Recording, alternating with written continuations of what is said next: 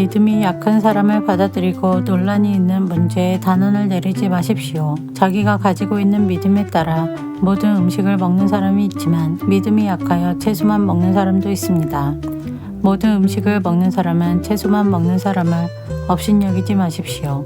또 채소만 먹는 사람은 모든 음식을 먹는 사람을 비난하지 마십시오. 이는 하나님께서 그를 받으셨기 때문입니다. 여러분이 누구이기에 남의 종을 판단하십니까? 그가 서 있든지 넘어지든지 그것은 자기 주인이 관여할 문제입니다.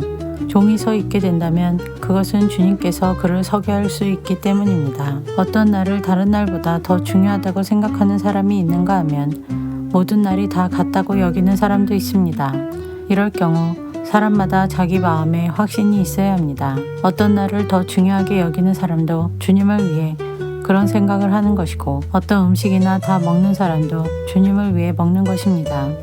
그는 음식을 먹을 때 하나님께 감사한 마음을 갖습니다. 음식을 가려 먹는 사람도 주님을 위해 그리하며 그 사람도 하나님께 감사한 마음을 가집니다. 우리 중에 자기 자신만을 위해 사는 사람은 한 명도 없으며 자기 자신만을 위해 죽는 사람도 없습니다. 우리가 산다면 그것은 주님을 위해 사는 것이고 죽는다면 주님을 위해 죽는 것입니다. 그러므로 살든지 죽든지 우리는 주님의 것입니다.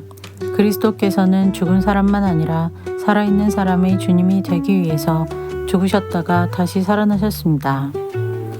그런데 여러분은 왜 여러분의 형제를 비판합니까?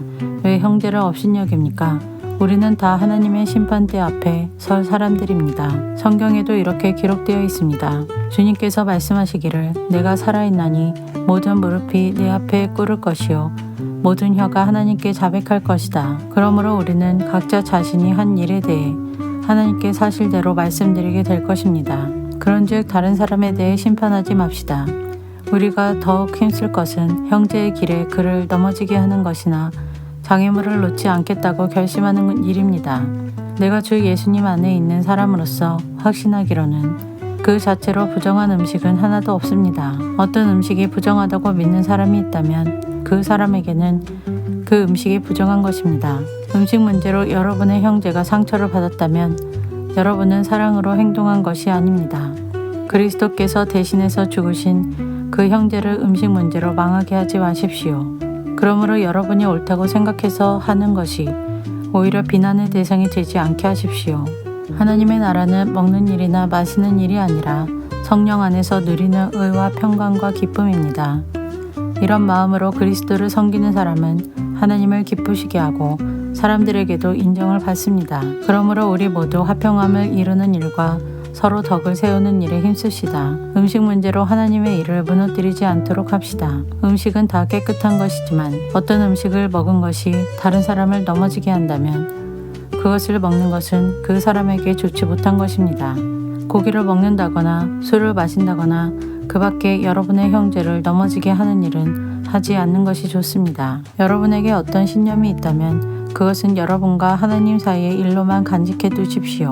스스로 옳다고 믿는 일을 할 때 자신을 정죄하지 않는 사람은 복 있는 사람입니다. 그러나 의심을 하면서 먹는 사람은 정죄를 받은 것입니다. 그것은 믿음에서 나온 것이 아니기 때문입니다. 믿음에서 나오지 않은 것은 다 죄입니다.